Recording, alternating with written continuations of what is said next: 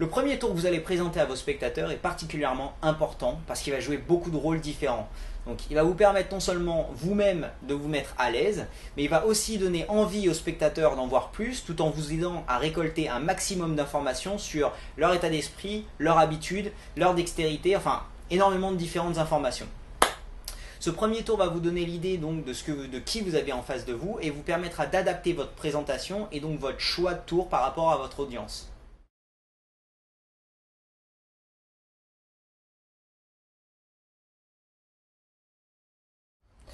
Tout d'abord, je conseille aux magiciens débutants de commencer par un tour automatique avec un effet puissant. La double prédiction est un effet de choix pour plusieurs raisons. Donc si vous ne connaissez pas le tour, déjà je vous conseille de mettre en pause cette vidéo pour aller regarder le tour et puis revenir, comme ça au moins vous savez de quoi on parle. Ce tour est très bon pour plusieurs raisons. Premièrement, c'est un tour automatique, donc il n'y a pas le stress de faire de manipulations compliquées. On peut donc présenter avec l'esprit libre et se concentrer pleinement sur la relation avec le spectateur. Deuxièmement, l'effet final est très bon, ça donne l'impression au spectateur qu'il a choisi vraiment librement le déroulement du tour et que le magicien n'a vraiment eu aucun impact sur le tour. Donc après un nombre incalculable de fois que j'ai pu présenter ce tour-là, je peux vous dire que ça laisse toujours le spectateur perplexe et donc ils voudront en général en voir plus.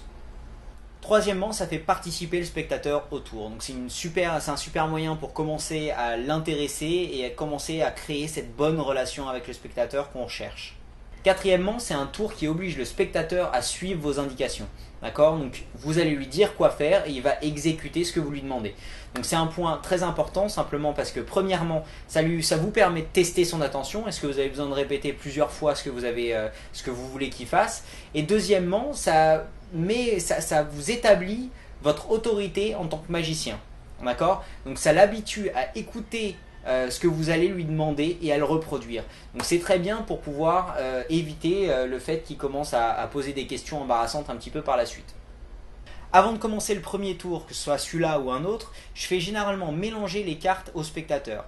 Donc ça lui permet lui de tenir les cartes et de voir que rien n'est louche avec ce paquet, mais ça me permet moi aussi de tester sa dextérité. S'il me fait un super mélange à l'américaine, super sérieux en main avec 3 coupes charlier, je sais que le mec il connaît déjà un petit peu la manipulation de cartes. Donc je ferai un peu plus attention à comment je présenterai. Si par contre il me fait un mélange à l'américaine tout brouillon, je sais que je peux beaucoup plus lui donner le paquet à mélanger. Par exemple, si je fais un tour avec une carte clé, je sais qu'un mélange brouillon à la française, ça gardera en général la carte clé collée à la carte du spectateur. D'accord?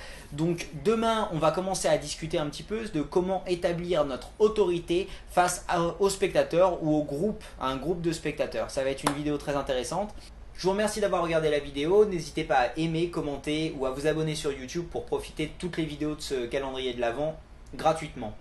Je vous dis merci et à demain.